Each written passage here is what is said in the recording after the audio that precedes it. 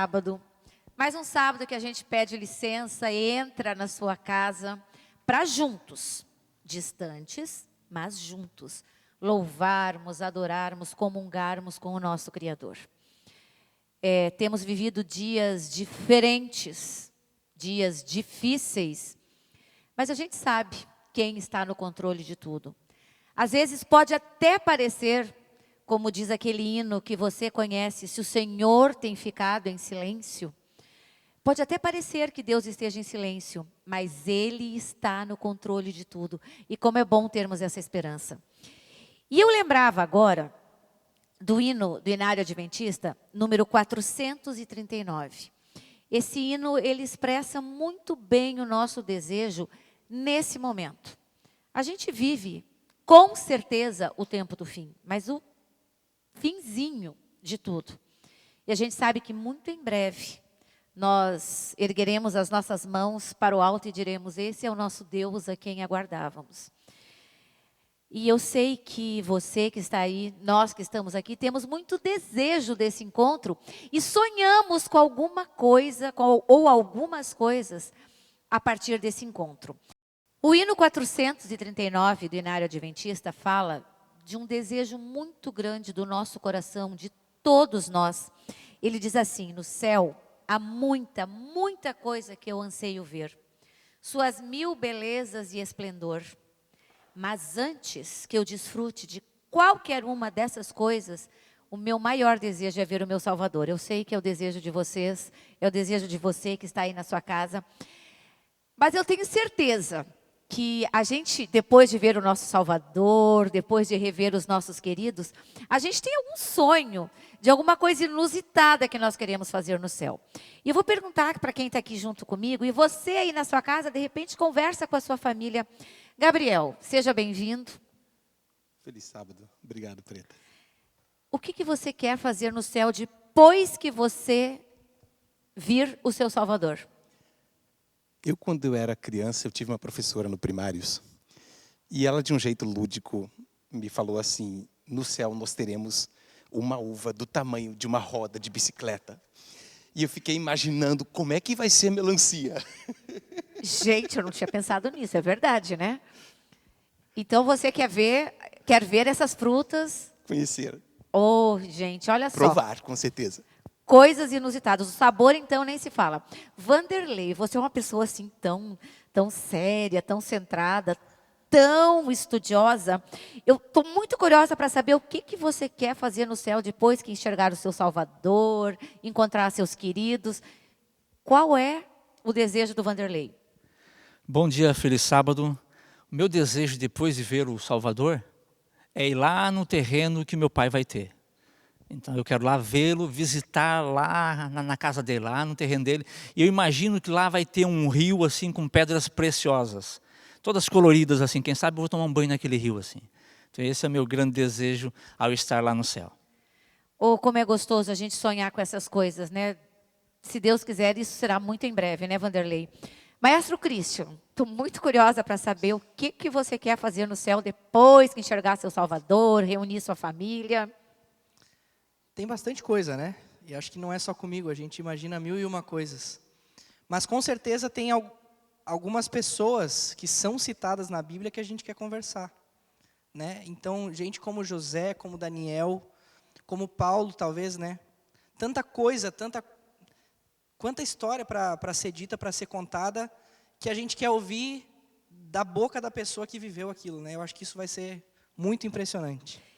Às vezes eu me pego pensando que a eternidade é uma coisa que não entra na cabeça do ser humano, nós somos tão finitos, eternidade, eternidade. Mas quando a gente pensa nessas possibilidades, parece que a eternidade vai ser até pouca para a gente ter todas essas interações. E você, Luan, qual é o seu desejo?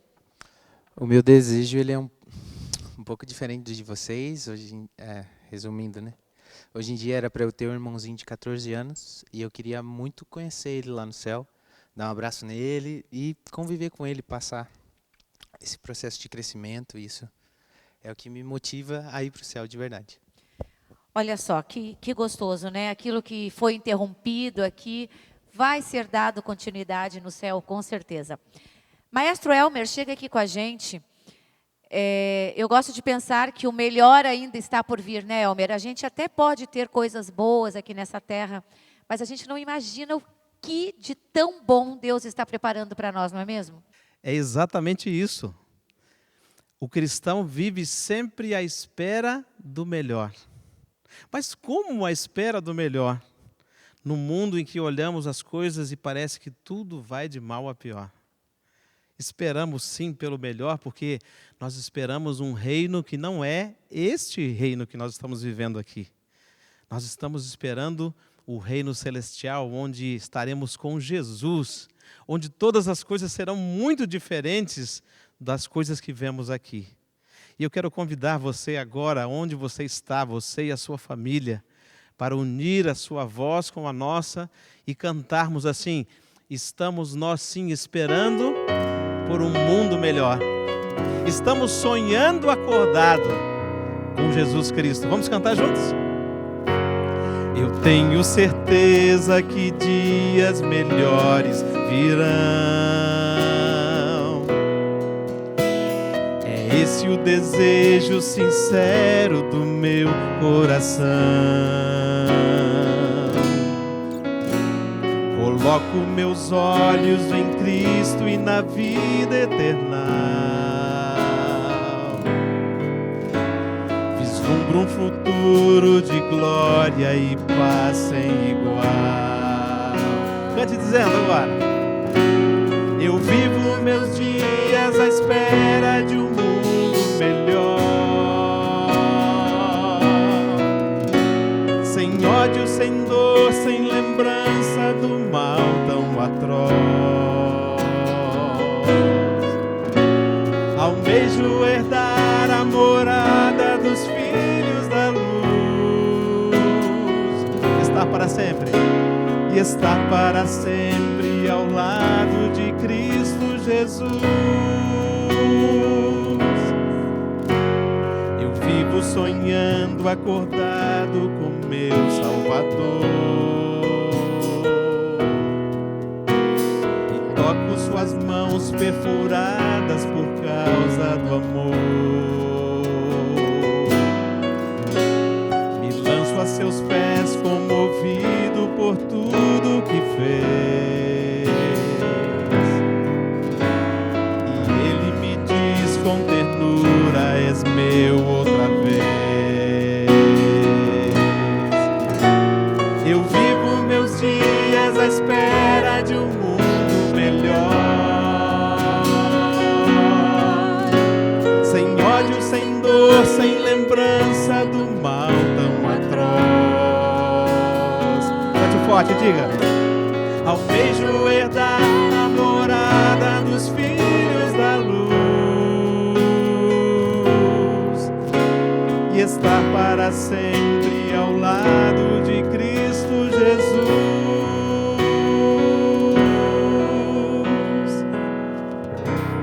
Glória. Amém?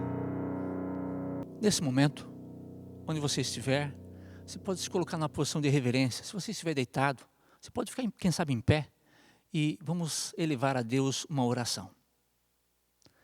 Senhor nosso Deus, nosso Pai querido, somos, ó Deus, agradecidos a Ti por estarmos reunidos nesse formato, nesse momento. Pedimos, ó Deus, a Tua companhia, onde quer que estejamos, na nossa sala, no nosso quarto, que o Senhor possa estar aqui também conosco. Cuida, ó Deus, de cada um de nós, dos nossos familiares e de modo especial, que nós possamos também sentir através dessas mensagens a Tua presença em nossas vidas. Abençoa-nos nesse momento, é o que nós pedimos, em nome de Jesus. Amém, Senhor.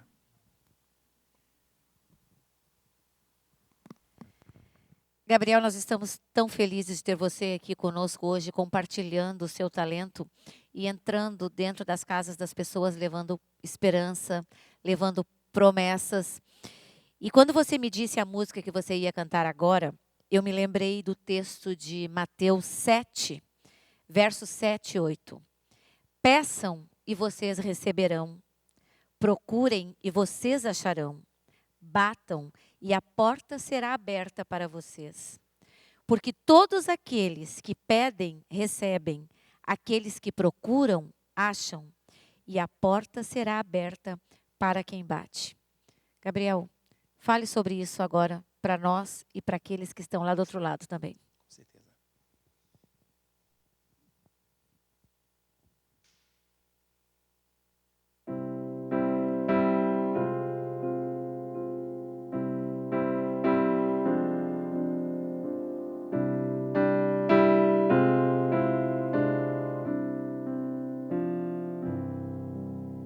São tantas as questões na vida,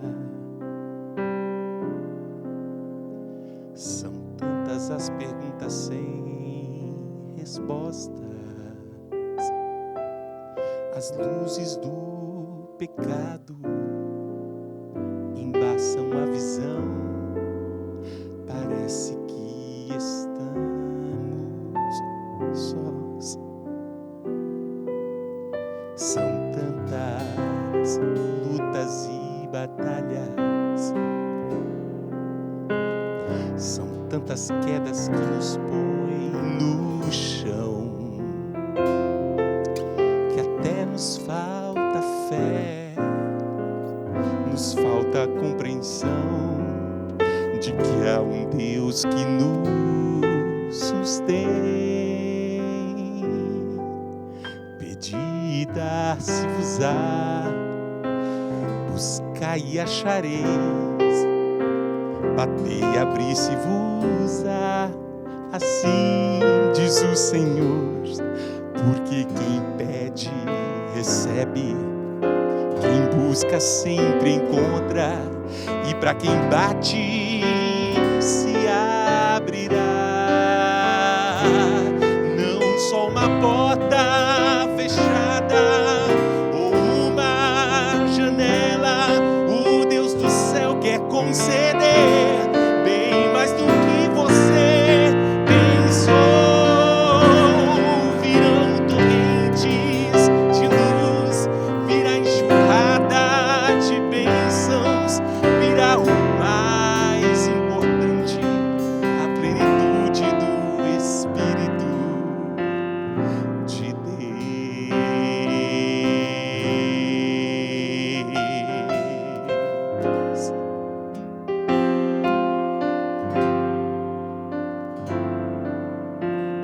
São tantas bênçãos prometidas, inúmeras histórias já contadas, de como o Senhor defende os que são seus, mas não parece ser pra mim. Pedi e dar-se-vos-á, buscai e achareis, batei e abri-se-vos-á, assim diz o Senhor, porque quem pede, recebe, quem busca sempre encontra, e para quem bate, se abrirá. Não só uma porta fechada ou uma janela, o Deus do céu quer conceder bem mais do que você pensou. Virão torrentes de luz, virá enxurrada de bênçãos, virá o mais importante, a plenitude do Espírito de Deus. É só pedir.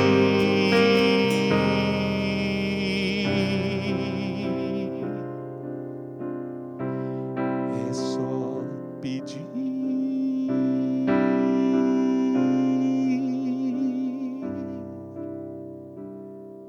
Amém.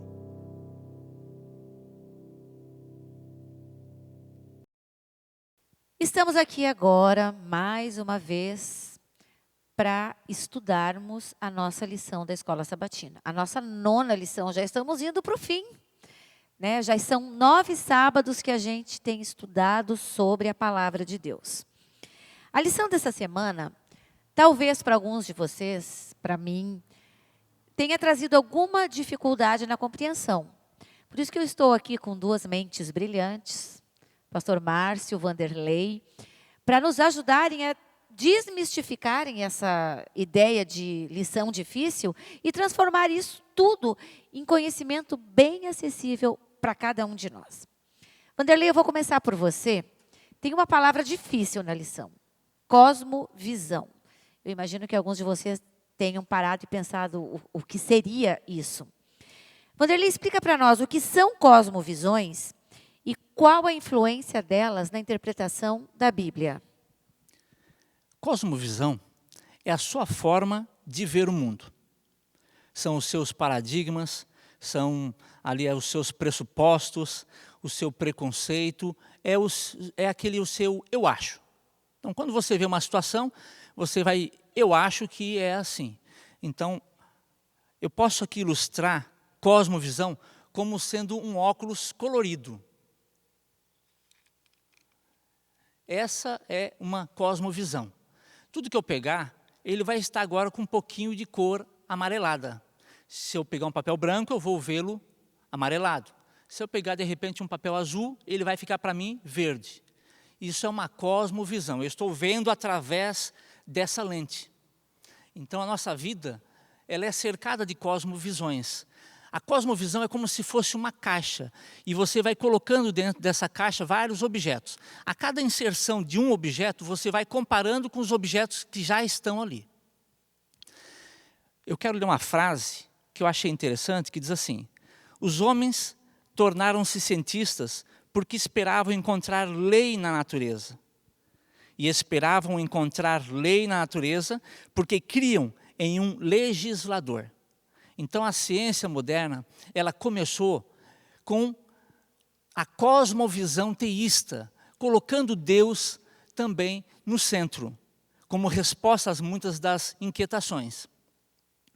Depois da Revolução Francesa, começou agora a surgir uma cosmovisão fundamentada no naturalismo e no materialismo, onde qualquer coisa seria válida desde que Deus saísse de cena. Então, se você está aqui, é um fato. Mas, como foi que você surgiu? Pode ser de qualquer razão, menos a existência através de um milagre de Deus ter criado. Qualquer opção está válido, menos a existência de Deus. Existe um texto em São Lucas, no capítulo 10, o versículo 26, que Jesus diz assim: e ele lhe disse, Jesus faz aqui duas perguntas. O que está escrito na lei? É a primeira das perguntas. O problema, muitas vezes, não é o que está escrito, mas aquilo que nós entendemos do que está escrito. Então, é importante, primeiramente, a gente ver o que está escrito, o que de fato está escrito. Porque, muitas vezes, a gente coloca, com a nossa cosmovisão, coisas no texto que não estão escritas. Então, quando você começa a ver o que realmente o texto está dizendo, você já começa a retirar um monte de coisa que a sua cosmovisão introduziu na leitura daquele texto. A segunda pergunta desse mesmo texto, complementando, Jesus diz assim: como lês? Como interpretas? Aqui é aquele momento em que você escolhe sentidos, escolhe significados. Por exemplo, no exemplo daquela caixa, se eu disser assim, um texto da Bíblia, Pai Nosso, da oração, Pai Nosso. Se você tem uma visão equivocada sobre o papel do Pai, que ele seja talvez abusador, terrível, perseguidor, quer dizer, essa visão de Pai e Deus comparado a um Pai, não vai ser uma visão boa na sua cosmovisão. Eu tenho certeza que a partir do que o Vanderlei respondeu, a gente já tem um pouquinho mais claro, né, o conceito de cosmovisão. Pastor Márcio, um outro conceito que está muito na moda por aí, e as pessoas têm falado tanto, terra plana. O que a teoria da terra plana tem a ver com a interpretação bíblica? Veja, eu estou bem convicto de que nós temos uma incapacidade muito grande de interpretar a palavra de Deus. E talvez essa seja um dos grandes problemas que nós temos hoje em nossa sociedade. Nós temos muitas hermenêuticas equivocadas Eu poderia dizer, nós temos uma exegese adoecida, né? A lição de domingo, na verdade, ela começa assim com uma interrogação, uma terra plana. Quando você tem um conceito equivocado, né? Esse conceito da terra plana, ele passou a se tornar um conceito, assim, uma teoria bem popular em nossos dias, até porque por trás dessa teoria existe uma outra teoria, que é chamada teoria da conspiração, aonde parece que todo mundo está escondendo a verdade. Então, principalmente no Brasil, um grupo de pessoas que creem na teoria da Terra plana, eles vão para a Bíblia na tentativa de encontrar subsídios para comprovar essa teoria. E quando você vai para o texto bíblico, o que nós encontramos? Nós não temos ali uma coisa sistematizada a respeito de como a Terra foi formada. A Bíblia não está preocupada com isso. Os autores bíblicos, eles estavam preocupados com a economia da salvação, com a história do pecado, com a história da salvação. Agora, este campo que tem aí, que fala das origens, é um campo da ciência. Então, quando nós olhamos, por exemplo, para a Terra, né, e o que a Bíblia fala a respeito da Terra, eu, pelo menos, anotei algumas coisas aqui na minha lição, que diz assim, a Terra como um horizonte, como um firmamento, a Terra como um círculo envolta de água, ou a Terra como um círculo. Existe até, Preta, uma declaração bíblica que diz assim, que a Terra está apoiada em pilares. Quer dizer, como é que você lê essas coisas e agora você vai fundamentar? O que nós devemos entender? Quando Deus ele escolheu um profeta, um autor bíblico, e Deus agora, então, ele pega o profeta e ele diz, eu vou inspirar. Né? O que é essa inspiração? Deus ele não coloca o profeta em cima de um local e diz assim, agora escreve, e vai ditando as palavras para o autor bíblico, né? Para o profeta. E o profeta vai escrevendo como se fosse um ditado. Em algum momento, Deus até pode dizer assim, escreva assim. E a Bíblia tem alguns momentos assim. Mas o que nós, adventistas, cremos? Que Deus inspirou o pensamento dos profetas. Então, no momento em que o profeta está escrevendo, ele tem uma visão, ele tem uma revelação de Deus, ele escreve na sua linguagem, respeitando o senso comum dos seus dias. Por exemplo, se eu tivesse que escrever hoje a narrativa bíblica, o dia em que o sol parou, eu não estaria descrevendo assim, eu estaria descrevendo como, de acordo com o conhecimento que eu tenho, o dia em que a terra parou. Mas o senso comum do profeta daquela época era o quê? Que o sol é que girava, então, o dia em que o sol parou. Então, quando nós nos aproximamos da Bíblia, nós temos que respeitar a maneira como nós vamos, as ferramentas que nós vamos usar para interpretar a palavra de Deus. Ok. Vanderlei, eu vou me dirigir para você agora. Uma outra coisa que eu acho que também, às vezes, pode se tornar polêmica. Será que o relato bíblico da criação foi cópia de outros relatos?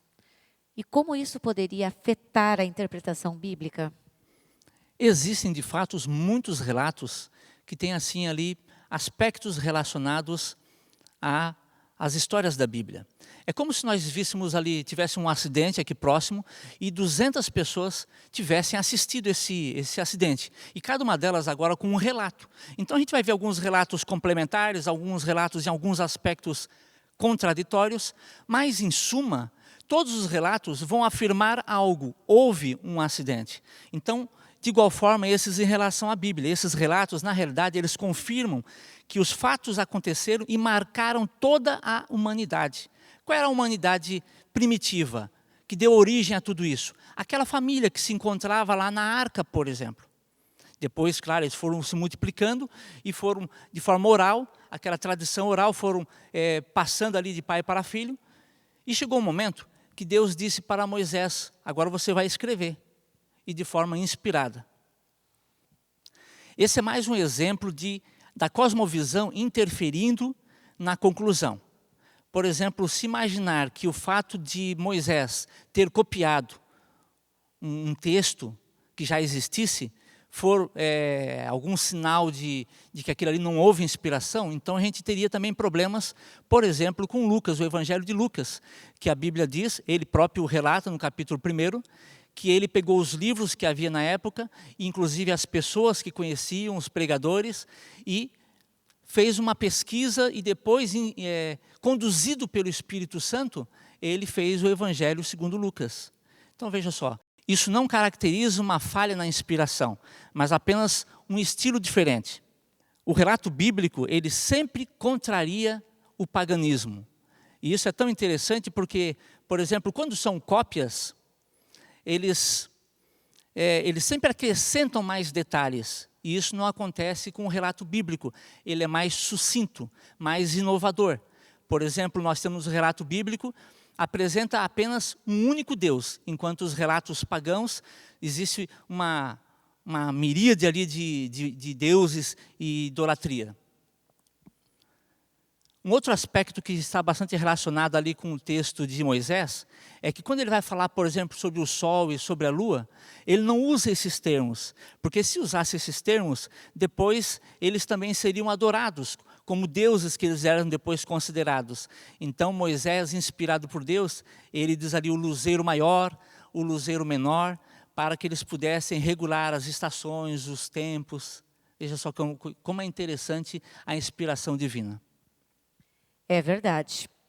Pastor Márcio, encerrando, qual poderia ser considerada a maior prova da historicidade da criação? Veja, se a gente destruir o livro de Gênesis, né, e principalmente esses primeiros capítulos de Gênesis, que a gente fala que é a proto-história, ou a primeva, né, que são do capítulo 1 até o capítulo 11, se você olhar para isso, aí tem mais ou menos 2000 anos de história. Então, tudo que foi escrito nesses capítulos iniciais, à medida que o tempo e a descrição bíblica ela vai ampliando essas verdades. E quando nós destruímos o livro de Gênesis, nós destruímos, na realidade, todo o Evangelho. E a maior prova de que o Gênesis é verdade, de que a criação aconteceu, basta nós olharmos para o Novo Testamento. Por exemplo, nós temos na própria lição aí várias descrições, né, de vários textos, onde diz assim, em Mateus, que Deus criou o homem e a mulher, em Marcos também, em Lucas, que Abel foi morto ali perto do altar, em João, que a criação foi feita pela palavra de Deus, em Atos, que Deus criou céu e terra, e assim sucessivamente.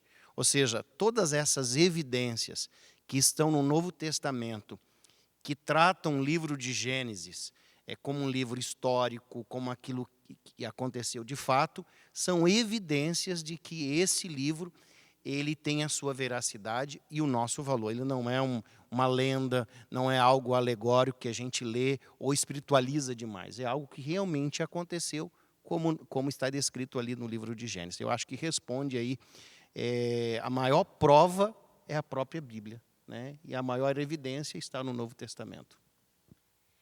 Então, essa foi a nossa 9ª lição. Eu espero que tenha ficado claro alguns detalhes que nem tão difíceis assim são, quando a gente tem tão bem explicado pelas pessoas que nos acompanham aqui. Agora é o momento que você pode adorar a Deus através dos dízimos, das ofertas, você, sua família. E enquanto você faz isso, você vê como Deus tem cuidado e tomado conta do seu povo em todo o tempo.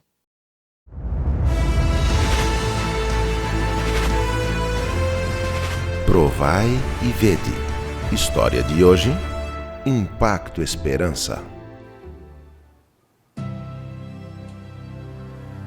Naquele domingo de manhã, Diego Gabriel Tocona, de Córdoba, Argentina, saiu da sua casa muito preocupado por estar envolvido com a justiça militar junto a outros 5 colegas de trabalho. Eu não sei que culpa eu tenho. Sem saber o que fazer, Diego se afundou na bebida. Apesar de que vivia com a sua família, o seu casamento estava arruinado e sua esposa já não tinha esperanças. Pelo visto, você está com problemas. Está bebendo mais que antes. Você diz que eu não tenho direito de me meter, mas as coisas não estão bem. Apesar de que estamos separados, nós temos 3 filhos. Mesmo com todos os seus problemas, você ainda é o pai das crianças. Nosso grupo policial está sendo investigado. Hoje recebemos um comunicado que... Não sei, seremos afastados do trabalho, sem receber salário, até que a investigação termine. E o que você vai fazer? Não sei. Eu fui policial a minha vida toda. Não sei fazer outra coisa. Diego começou a buscar ofertas de trabalho nos jornais e andava pelas ruas perguntando se havia alguma vaga para ele. Quando voltava para casa, recebeu uma ligação da sua esposa. O que aconteceu?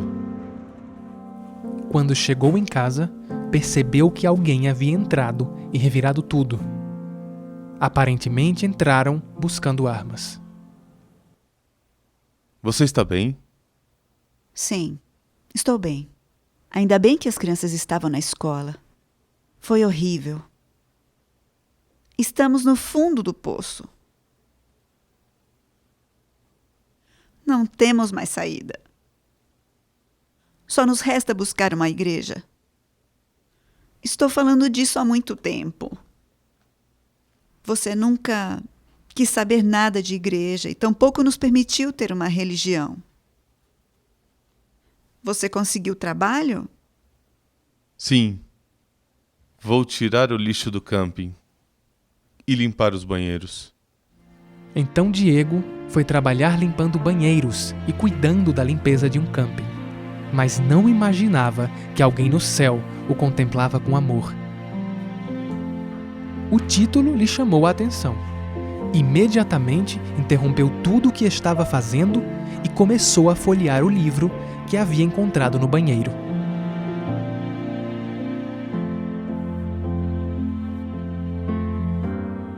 Ao chegar em casa, estava ansioso para contar à sua esposa o que havia acontecido. Você não estava buscando uma igreja? Estava. Olha, eu encontrei esse livro no banheiro do camping. Aí tem o nome de uma igreja. E que igreja será? É a Igreja Adventista do Sétimo Dia. Quer que eu busque no Google? Claro. Não levou muito tempo para que Diego fosse naquele endereço tratando de encontrar uma igreja. Se surpreendeu ao ver que havia chegado na sede administrativa da Igreja Adventista em Córdoba. Foi muito bem atendido, deixou o seu contato e ainda recebeu livros e revistas que a simpática funcionária lhe ofereceu. Pouco tempo depois, alguém tocou à sua porta e Diego foi surpreendido pela visita do pastor Lastra. Eles o receberam com alegria e dali em diante começaram a estudar a Bíblia. Ao terminar os estudos, toda a família foi batizada. Atualmente, Diego e Matilde levam uma vida muito diferente da que viviam antes. A felicidade voltou a reinar em seu lar. Diego foi absolvido do processo militar e voltou a trabalhar normalmente. Participemos todos na distribuição do livro que pode levar salvação a muitas famílias. Que extraordinária experiência a do nosso irmão Diego e sua família. Que poder há no livro missionário. Poder de transformação para salvar vidas. Agora os convido a participar deste momento especial de adoração, por meio dos dízimos e das ofertas. Que Deus os abençoe. Provai e vede.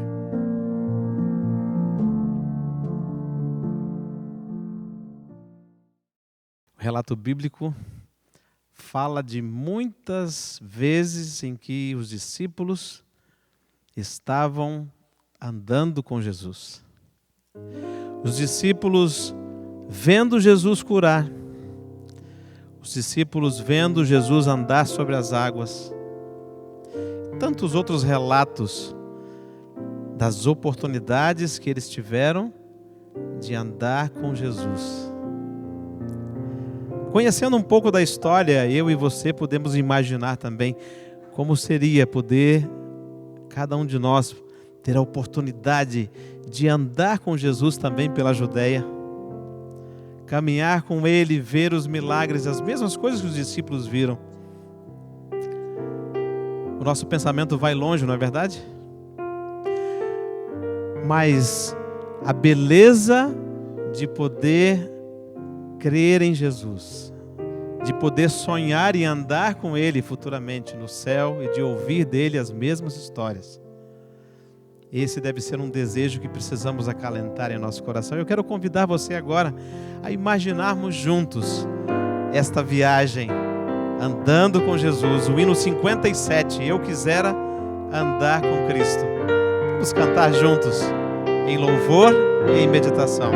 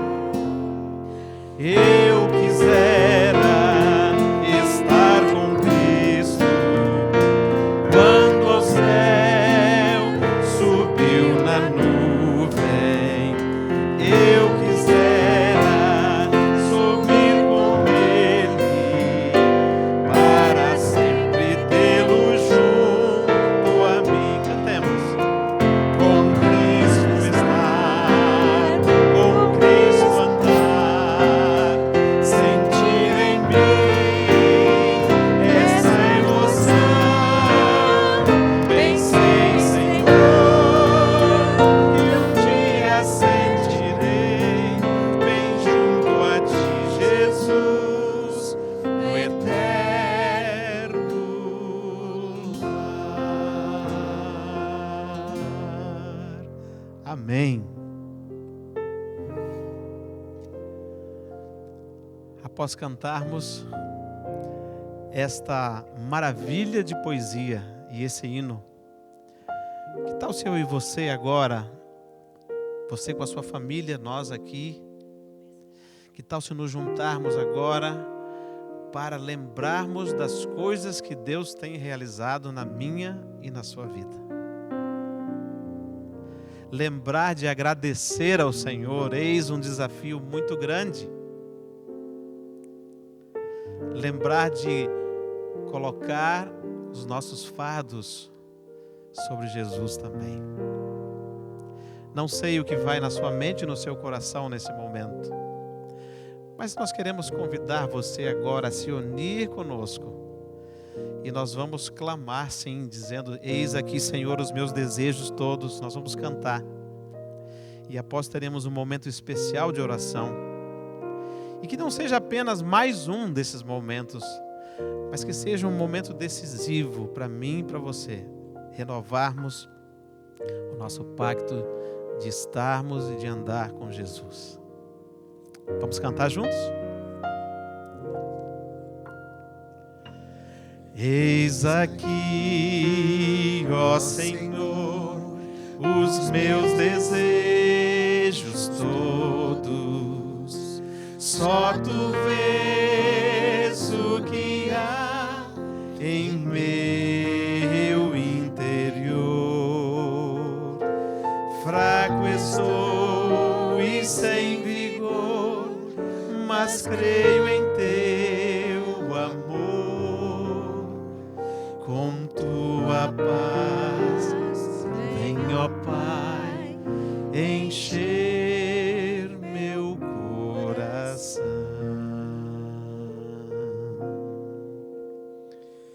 Feliz sábado, irmãos. Feliz sábado, amigos. Quão bom é nós louvarmos o nome do nosso Deus. E quão bom é nós sabermos que Ele está aqui pertinho da gente, pronto a nos ouvir, pronto a nos abençoar. Eu tenho um filho, o Luca. Ontem o Luca completou 1 ano e 6 meses. O alemão, como nós o chamamos lá em casa, veio para trazer muita alegria, muita felicidade, mas também para nos trazer muitos desafios. O alemão é um menino muito alegre, é um menino bastante sorridente. É esse que você está vendo aí na tela. Esse é o alemão. Entretanto, o alemão nos trouxe alguns desafios, como eu disse. Um deles é porque o alemão, raríssimas vezes, dormiu a noite toda. Ao longo destes 1 ano e meio, dá para contar nas mãos quantas vezes o Luca dormiu a noite toda. E como todo pai de primeira viagem, a gente fica preocupado, nós vamos estudar, pesquisar, por que isso ocorre? Não demorou muito tempo para nós identificarmos alguns motivos. Eu li diversos artigos, alguns jornals sobre isso, e alguns dos motivos para quais as crianças não dormem toda noite são esses. Um deles, a fome. Outro motivo é porque ele está talvez com alguma dorzinha, ou alguma cólica, talvez dor de dente, então ele acorda e ele chora durante a noite. Um outro motivo ainda pode se dar porque ele está com roupa demais, está com calor, ou com roupa de menos, está com frio. Mas eu percebi que esse não era o motivo.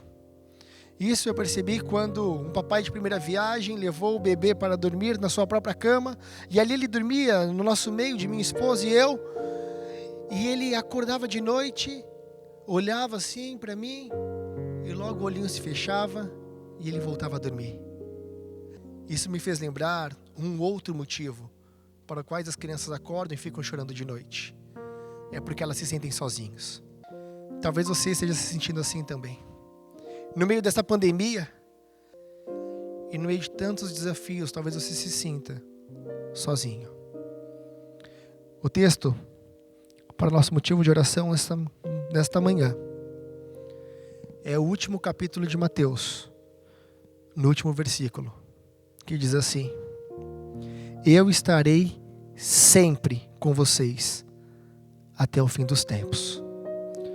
E hoje nós gostaríamos de orar, agradecendo a presença de Deus e pedindo e clamando que Ele nunca se afaste de nós e que nós também nunca nos afastemos dEle. Vamos orar.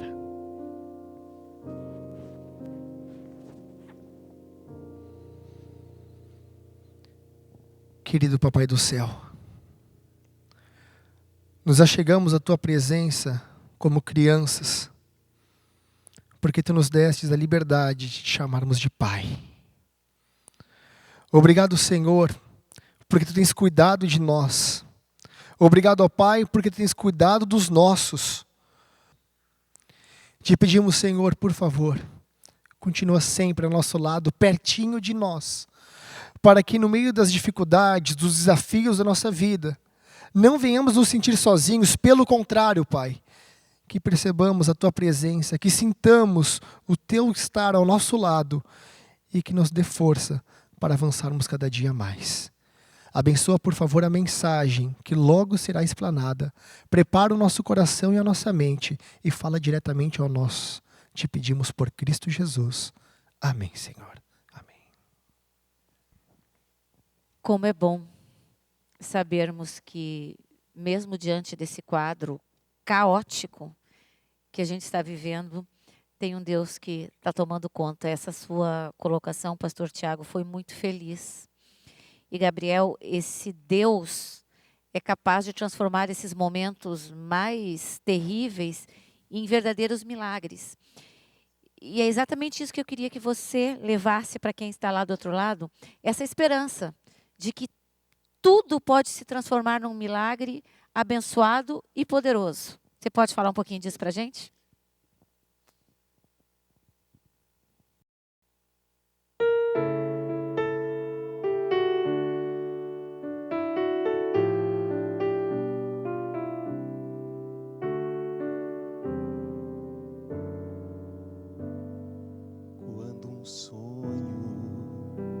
Precisa acontecer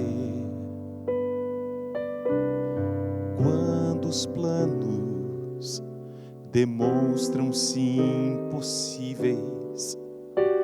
Confia no Senhor, descansa em Suas mãos, confia em Seu poder, confia em Seu amor e força, pois um milagre poderá surgir e transformar o mundo ao seu redor e tudo que o envolve. Se um milagre acontecer, você vai entender que os sonhos poderão tornar-se realidade aqui.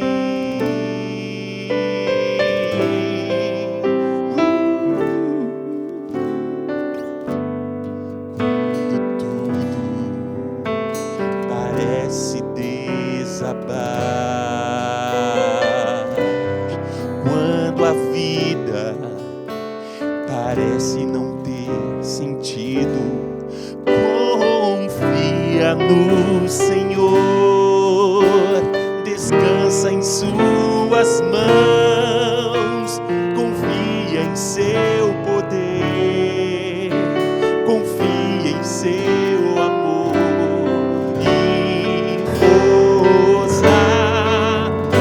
Pois um milagre poderá surgir e transformar o mundo ao seu redor e tudo que o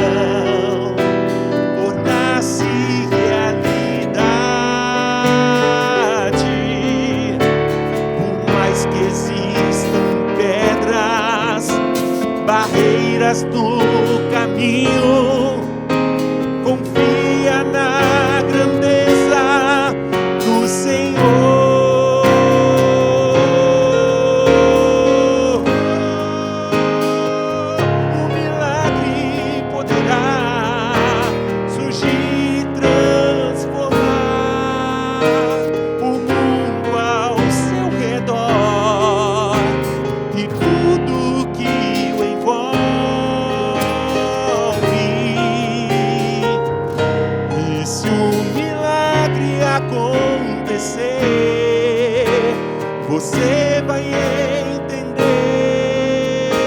que os sonhos poderão tornar-se realidade aqui, tornar-se realidade, oh, aqui.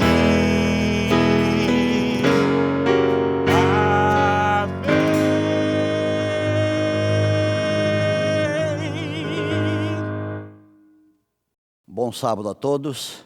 É um prazer estar aí na sua companhia, desfrutar da sua presença nesse culto especial de adoração. Como vocês sabem, estamos em tempos especiais. E em tempos especiais se faz necessário usar formas, estilos diferentes para alcançar os mesmos propósitos.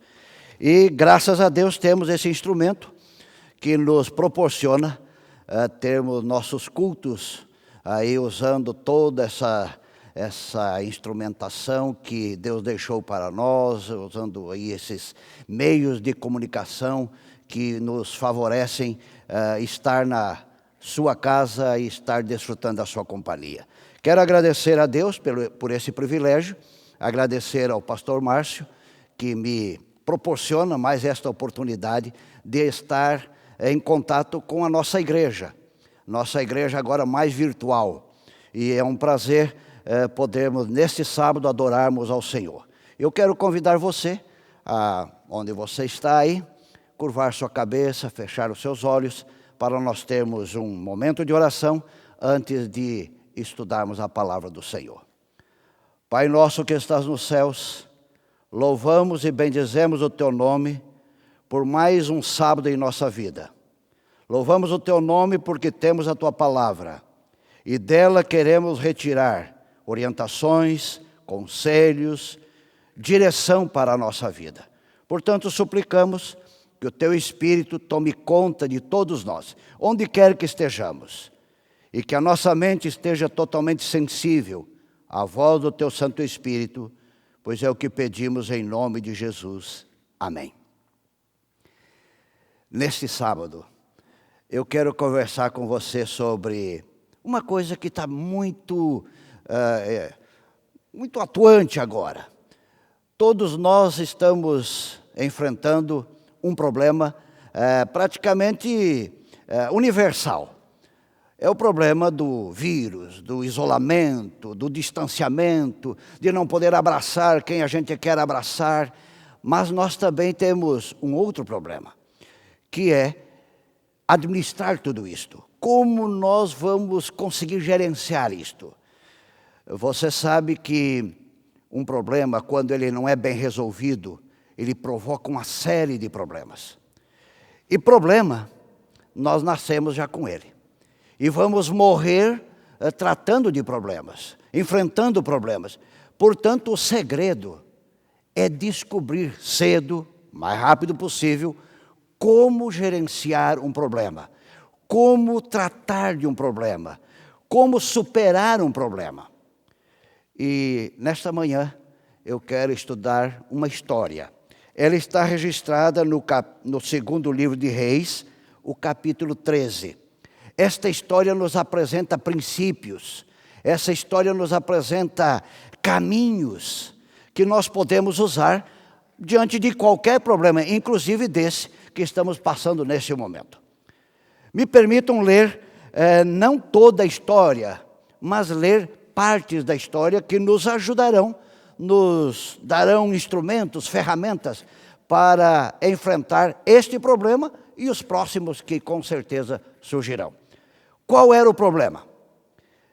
Segundo o livro de Reis, capítulo 13, o verso 7 diz assim: E foi o caso de que não se deixaram a Jeoacás do exército, senão 50 cavaleiros, 10 carros, 10.000 homens de pé, porquanto o rei da Síria os havia destruído e feito como pó. Você percebeu o problema? O problema aqui envolve Samaria, a parte norte de Israel. E o rei desse momento era Jeoacás. Eles tinham um inimigo que estava sempre trazendo dificuldades para o território de Israel, a parte norte. E esse inimigo se chamava Síria. Eles tinham entrado em Israel, tinham acabado com o exército, deixado o reino totalmente desprotegido, ao ponto de sobrarem 50 cavaleiros, 10 carros e 10 mil homens. O que é isto para defender uma nação? O que é isto para proteger o seu povo?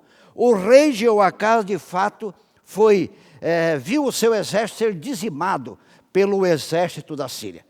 Mas ele sai de cena, por morte ou por qualquer outra razão, e o seu filho toma posse do reino.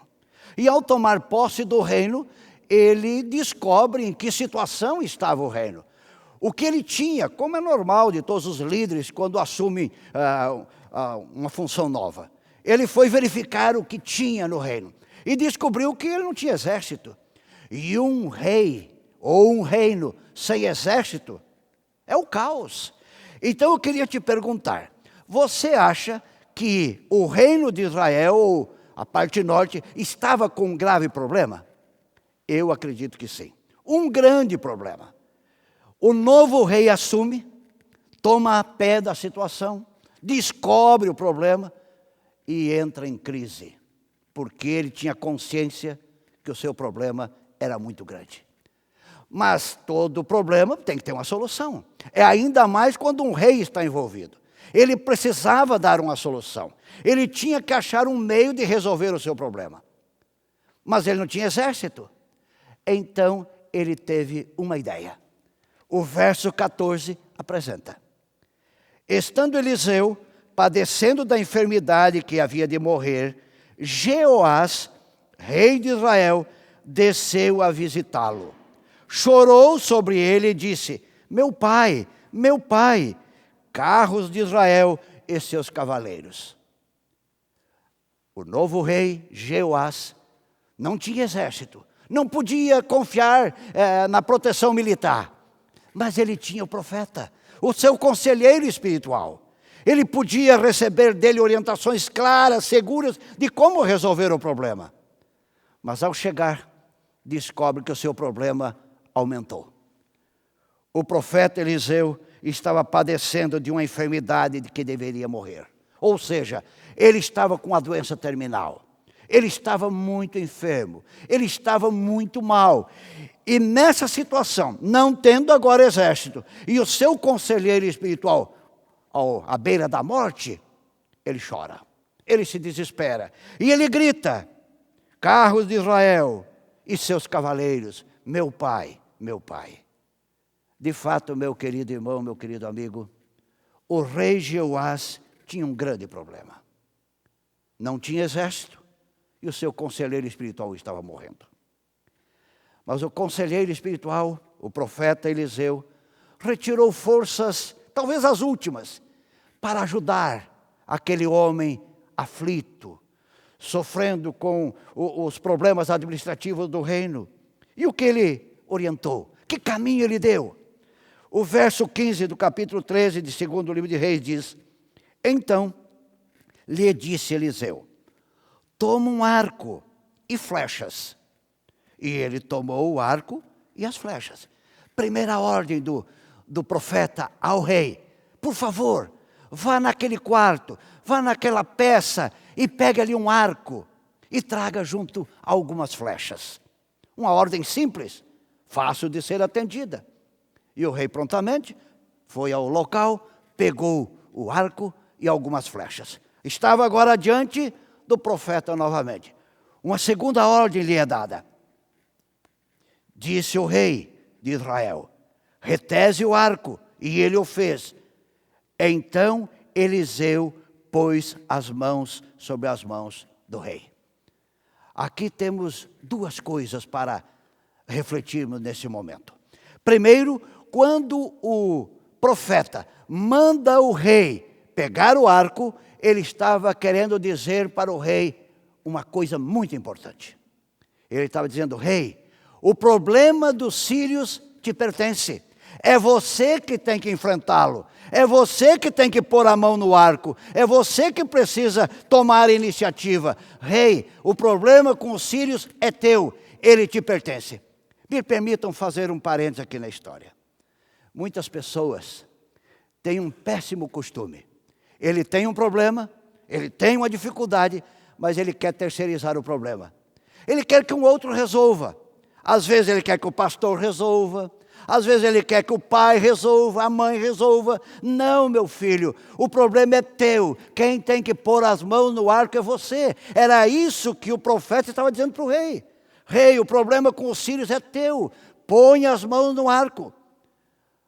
Mas quando o rei pôs as mãos no arco, acontece algo fantástico. O profeta se levanta, provavelmente da sua cama, e vem por trás do rei e coloca as suas mãos sobre as mãos do rei, que já estavam no arco. Aqui, meu querido irmão, tem algo fantástico. Aqui Deus estava dizendo para o rei que ele não estava só no problema. Eu imagino que você esteja vivendo o problema, como também eu estou, com o vírus, etc. Mas talvez você tenha mais problemas do que o vírus. Então, o recado do profeta é para você também. Põe a mão no arco, mas saiba que você não estará só ao pôr as suas mãos no arco. As mãos de Deus estarão sobre você. As mãos do Senhor estarão sobre você na sua busca pela solução do problema que te aflige. O rei agora está com as mãos do profeta sobre as suas mãos. E diz a terceira ordem, uma terceira ordem é dada ao rei. Verso 17. E disse, abre a janela para o oriente, e ele abriu. Disse mais, atira, e ele atirou. E prosseguiu, flecha da vitória do Senhor, flecha da vitória contra os sírios. Aqui tem algo extraordinário que você e eu precisamos estar atentos. Quando o rei coloca as mãos sobre o arco, o profeta vem por trás e coloca as suas mãos também. Uma ordem é dada. Abre a janela e atire a flecha. E quando o rei dispara a flecha, o profeta talvez faz sua última profecia. E diz o que na última profecia? Os teus problemas acabaram. Os sírios serão derrotados totalmente. Os sírios nunca mais vão invadir Israel. O seu problema acabou. Essa era a visão de Deus sobre o problema. Era isso que Deus estava dizendo para o rei aflito. Ele colocou as mãos no arco, o profeta coloca suas mãos sobre as mãos do rei, e agora a garantia, seu problema está resolvido. Meu querido, aqui tem algo que também precisamos pensar. Você tem algum problema? Você está enfrentando alguma dificuldade? Então põe a mão no arco, enfrente. Lute, encare, mas saiba que você não está só. E saiba mais outra coisa. Quando Deus resolve um problema, Ele resolve para valer. Na visão de Deus, aquele problema estava totalmente resolvido. Nunca mais os sírios iriam trazer nenhuma dificuldade para Israel. Mas agora entra uma nova cena. E esta cena é um pouco estranha. Porque até aqui, o profeta falava algo específico e o rei fazia. Mas agora, o profeta dá uma ordem muito estranha. O rei não entendeu muito bem. Veja que ordem é dada. O verso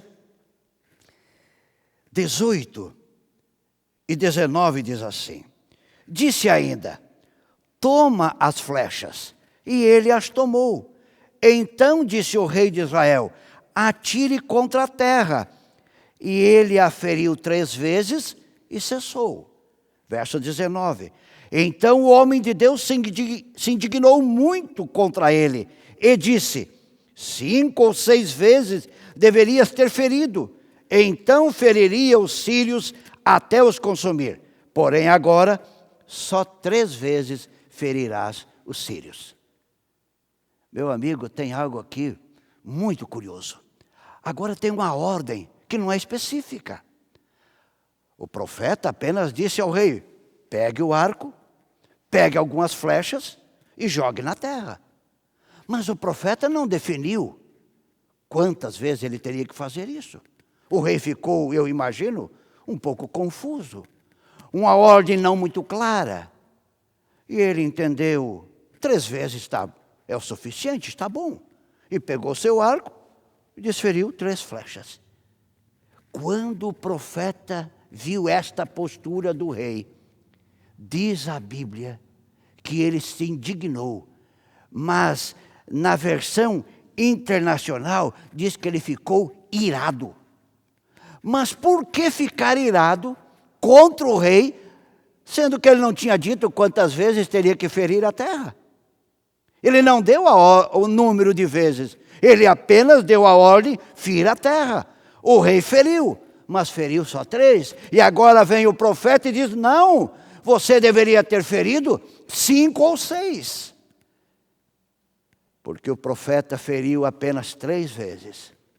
Aliás, desculpe, porque o rei feriu apenas 3 vezes. O profeta então diz a ele: agora o teu problema vai continuar. Os sírios você só vai ferir 3 vezes.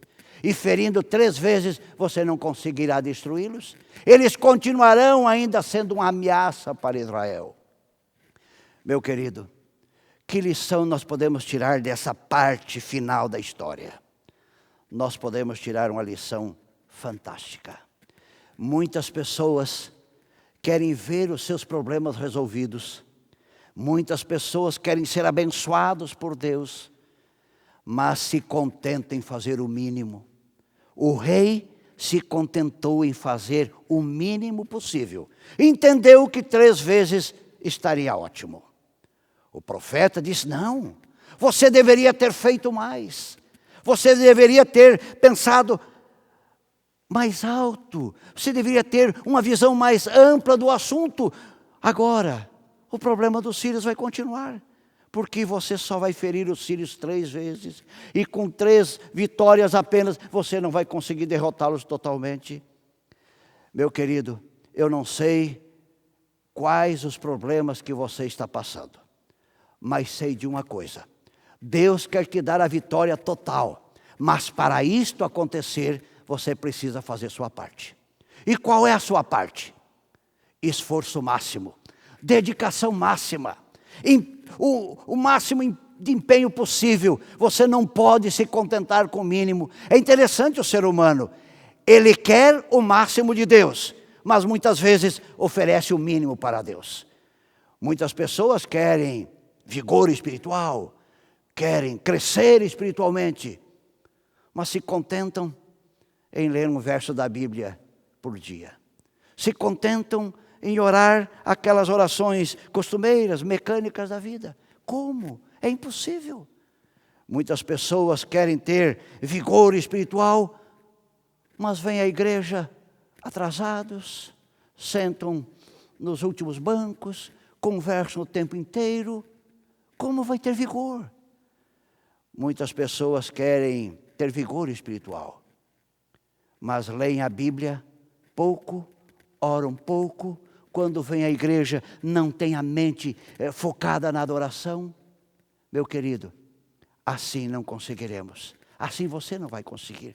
Quando nós quisermos vencer para valer, quando você decidir que vai vencer para valer, você precisa pagar um preço.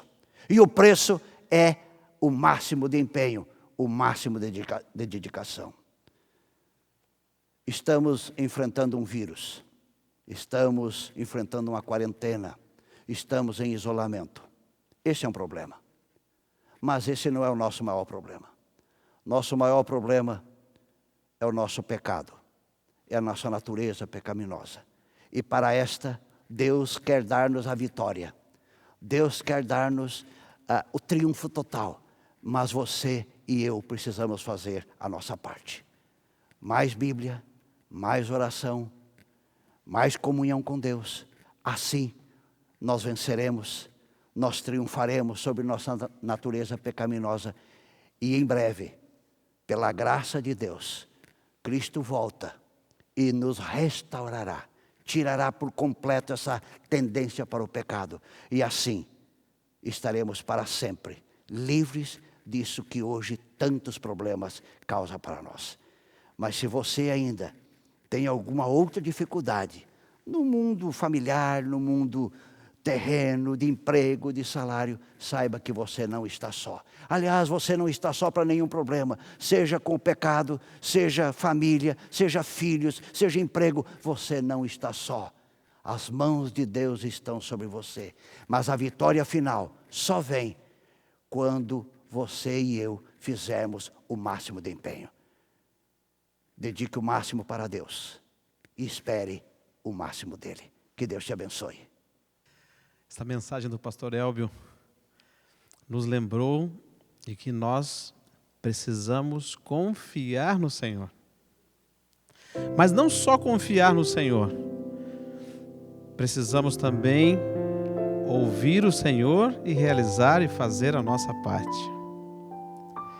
Eu quero convidá-lo agora a responder a essa mensagem, responder à aceitação dessa mensagem, cantando o hino de número 471 do nosso inário. Confiei no meu Senhor. Vamos cantar juntos? Confiei no meu Senhor e Ele me ouviu, do pecado me livrou e a vida em mim surgiu. Muitos o verão e temerão Deus, Criador da terra e céu. Cante, diga. Bem-aventurado que confia no Senhor, a Cristo honra, glória e louvor. Os meus pés guiou no bem, um sol em mim nasceu, minha vida há de ser um hino ao bom Deus. Muitos o verão e temerão Deus, Criador da terra e céu. Bem-aventurado que confia no Senhor, a Cristo honra e glória e louvor.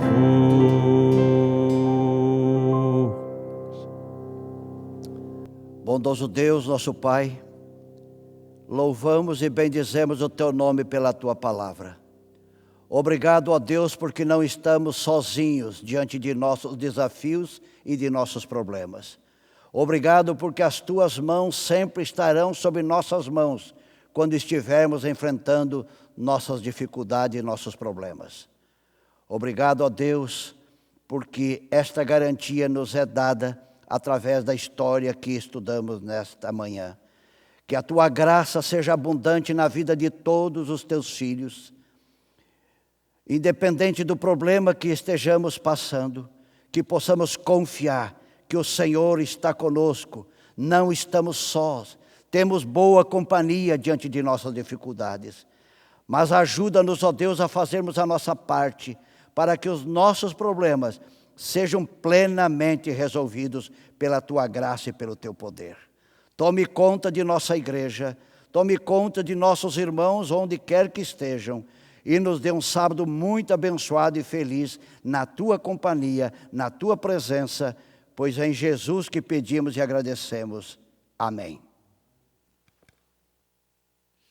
E assim terminamos mais um sábado, distanciados sim, mas sempre unidos através das telas, mas principalmente através do amor de Jesus que nos une. Que você nessa tarde, quem sabe, aceite o desafio de sentar com a sua família e conversar sobre as coisas que vocês querem viver na eternidade. Eu tenho certeza que muitas coisas bonitas e gostosas vocês vão poder descobrir juntos. E eu encerro lendo Salmos 9, verso 10, que resume tudo o que o pastor Elbio falou aqui nesta manhã. Ó Senhor, aqueles que te conhecem confiam em ti, pois tu não abandonas os que procuram a tua ajuda. Um feliz sábado a todos.